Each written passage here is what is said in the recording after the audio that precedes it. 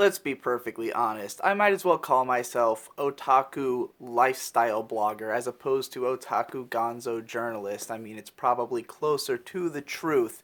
You know, I think if you're following me on Digibro After Dark, you've probably got some kind of like deep interest in just who I am as a person as opposed to just my opinions about anime. I mean, maybe you're just here for the vlog rants about some anime related topic. Maybe you're here to listen to me recommend a whole bunch of bullshit every single day of the week. But, you know, I have to think that the people watching stuff like Insomnia Analysis just kind of want to hear me talk about either what's going on with me, or maybe you just want to hear the cadence of my speaking. Maybe that's all it is. Incidentally, haven't been speaking much today, and now I'm just now hearing what my voice sounds like today. It's quite, um, uh, it matches the state of mind, let's say. I, last night, got drunk, for the pub crawl, the show that I do every Monday, and I did so knowing full well that where the night was going to go. I thought, I'm going to make a big rant about all these anime YouTubers to finally get a bunch of things off of my chest that I feel ought to be said, and there's no way I'll do it if I'm not drunk, so let's get there. So I start doing the pub crawl, start drinking for that show, you know. By the time the show's over, I'm good and drunk, and I give a big, hearty rant while I'm reaching peak drunkenness. And then, just because, see, you would think that was what I really need to get drunk for. No, no, no. The real important part was to stay drunk long enough to post the video, because I will always become a coward about videos like this in the time that I'm watching it back, rendering it, and you know, I have to upload it and then set it to public. I've made it to the uploaded a video stage before and dropped a video that I didn't think was going to go over well or something. So I, you know, uploaded this, and the whole time I just keep drinking more and more, getting more and more shit-faced, just so I'll have the courage to hit publish once this thing is done. And I did. Whew, boy, did I do it or not. I sure did. And, you know, I don't regret having done it, because I've completely lost my mind, which is why I made a video like this in the first place, and why I would bother posting it, is because I've totally lost control over what's going on with my life. I'm just so bored with everything happening that I just need to mix things up by starting a forest fire, you know? The best possible way. Like, if I'm gonna be stuck in my room with nothing going on for the next, whoever knows how long before maybe I move and hopefully something happens with my life, I might as well cause a total shit fit while I'm in the process. But, you know, I have to set some things straight. Not that I necessarily, nothing I said in that video was not what I felt. I just feel like, looking back at it, it's very much a unstructured, drunken, angry, bitter rant that doesn't really cut to the heart of some of the matters at hand, which is largely, well, let's put it this way. I want to talk about why these things bother me so much. Why I'm so bothered by something like Gigix writing style, or the presentation of RC anime and the Canepa effect. And this was drilled in even further by what I spent all night doing after talking to Canepa for an hour on Twitter, getting messaged by Super Eye Patched Wolf for a little while, who's a really cool guy. It's the first time I really got to talk to him, but he seemed really nice.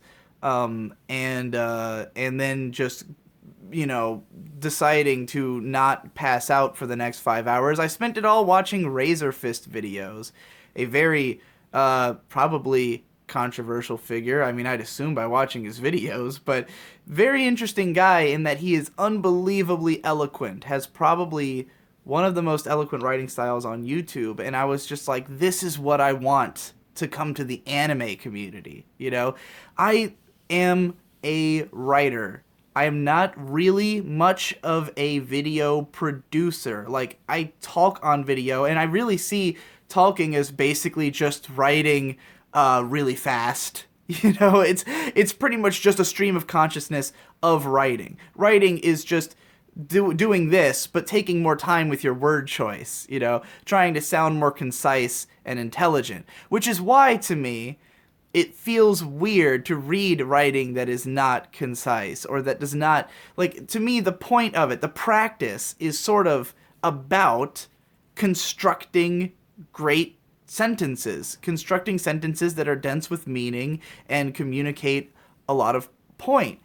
To me, there's a big difference between, like, a piece of writing that has poignance to it and then just sort of like empty entertainment, And I think a lot of YouTubers are just trying to be entertaining for that 15-minute span of time that someone has clicked on your video, and then it's just kind of over, and I don't know what we've gained from it, Like, my favorite YouTube videos are ones that I can come back to 10 years later, and they will still be deeply interesting. I, of course, have no examples from 10 years, but for 5-year examples, like anything Mr. Beatung's made, I could watch it countless times, and it's always going to be, he presented ideas that have just shaped the way I think at this point, Egoraptor's sequelitis videos were so fucking vital to so many people. Think of how much of the conversation surrounding video games just goes back to those sequelitis episodes, Think about how fucking important those were and how much they changed the conversation. And that's what I want my videos to be. I want them to be videos that linger in your mind and affect the way you think about anime and about art and about what you consume. Because it could be anything. It's not really about anime. It's just that anime is the medium I am involved with and interested in because it just resonates with me aesthetically. I mean, it's really the same as all other art forms. They're all the same. They all do the same thing to you. It's just a matter of who are you? What kind of art are you looking for? The effect that anime has on you is the same that a film has on you. It's just that it's a different approach to getting that effect, and exploring how this medium in particular gets that effect is what is so interesting to me about it. So, yeah, I'm sure that those guys are not trying to do the same thing I'm trying to do. And, I enjoy a good entertaining video. I enjoy great visuals and stuff like that. But I just don't think those guys are doing great work in those fields. I understand that they're trying to go for entertainment value and not necessarily for making a deep point or something. I don't get it, and I don't see it as like, I don't see them doing something that's like super, something amazing in that regard. Like, it's not like these videos are something I would go back to and watch again ever, from any of these guys. So that's kind of why I'm so aggressive about this. And obviously a lot of it was shit talking because in particular a couple of those guys were shit talking me, and I felt the need to be aggressive in return. Because I just don't care anymore. And I've totally lost it. But in the case of someone like Gigic, I've had people telling me, like, well, it's just, with all those guys, people were messaging me like, well, they just want to do something different from what you want to do. And I'm like, sure, but I can criticize that, and it was funny. There's some people who were saying, like, how are you going to talk shit about somebody for not, meeting your standard? And I'm like, that's literally what I do in all of my videos. That's what they're doing in their videos. If you've ever talked shit about an anime series before, the same thing applies to a YouTuber, Just because I happen to be a YouTuber and they're a YouTuber, like, why shouldn't I, if I'm going to rag on Sword Art Online all fucking day for not meeting my personal standard of quality in an animation, why would I not do the same thing to Gigic's videos, just because we happen to be working in the same medium, even though the intentions of our work are so different, clearly. I'm going to criticize his stuff like I would anything else. And especially, I'm going to try to criticize it in such a way that, just like I do with anime, I want there to be more stuff like what I want, which, I've said many times in the past that one of the motivating factors behind my work in anime is to change people's taste to be more like mine so that more stuff like what I want gets made. The more people enjoy the same kind of shows I enjoy, or find the same reasons to enjoy a show, that moves the market. You know, those people are going to start watching those shows, and therefore, you know, more of those shows might get made. That's ultimately like, I mean, it's not like I approach it with that as the goal. It's not like I write a video around, hey, I'm going to make the market change, you know. I just write it because it's something I'm passionate about. But that's kind of the effect I'm hoping for. And when it comes to these YouTube videos, I want more videos like what I do. I want more people who care about writing and script crafting and changing the tenor of the conversation around anime, or just, you know, moving it in an interesting direction. And, you know, the guys I cited, some of them are doing that. You know, some of the people I talked about, I think, are actually making strides in that direction. But, you know, these other guys I'm looking at and I'm going, what the hell are you guys doing? You know, this is the opposite of what I want the anime community to be moving towards. And the reason it's important for me to criticize that is the same reason it is with anime. If I can get people to stop watching those videos and to go watch these other ones, I've changed everyone's taste and I've moved what your goal is as a content creator. You know, if, let's say, I never existed, and it was always video makers like Gigic and Arcada, the guys who were famous before I showed up on the scene. If it was all guys like that, then, you know, why would anyone think to make videos like what I do? Everyone at the time, I mean, if you look at what anime YouTube was before I showed up, it was a lot of people trying to be Gigic and Arcada, you know, or trying to be Misty Cronexia or the Anime Man or whoever. Like, it's people trying to do that style. And then I showed up, and now there's a bunch of people trying to do my style. Now you've got the pedantic romantic, you know. I don't know, Mother's Basement was more influenced by, you know, some stuff outside of the anime community, but, you know, he also is influenced by me and started doing more analytical work in anime. You've got, you know, all these people who, Subsonic Sparkle, like, people who are very clearly taking pages out of my book and doing more of that. And if I can make a video saying, hey, you know, here's why I think Gigic and Canepa and all their videos, here's the weaknesses I see in those.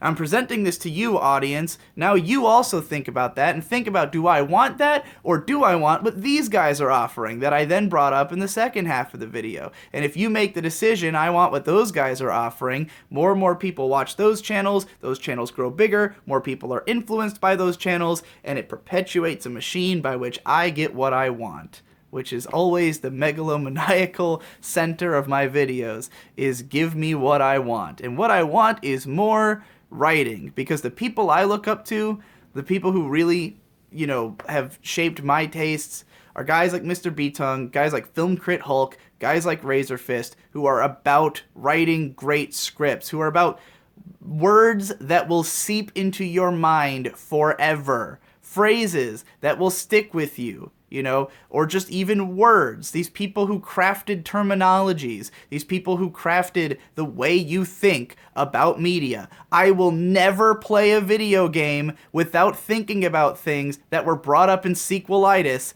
ever for the rest of my life. It has affected the entire way I think about games from the first time I played it, you know. For the first time I watched it, rather. Like, I'm going to think about conveyance. I'm going to think about level design, whether a game can be designed to be gone forward and backwards through, like what Egoraptor complains about Castlevania. You know, like, those thoughts are always with me. And I don't feel that way about a video that's just a bunch of flashy images and some, you know, some narration that repeats itself 6 times before it's over.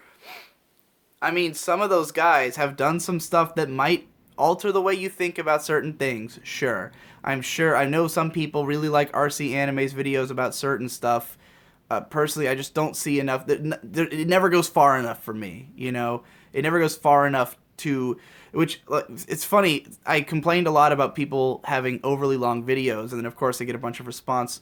But your videos are longer than anybody's. Yes, they are longer because they have more content. Because they don't make one point, they make a bunch of points. That's how I structure my script. It's not about, here's my thesis, and now here's how I reached the thesis, you know.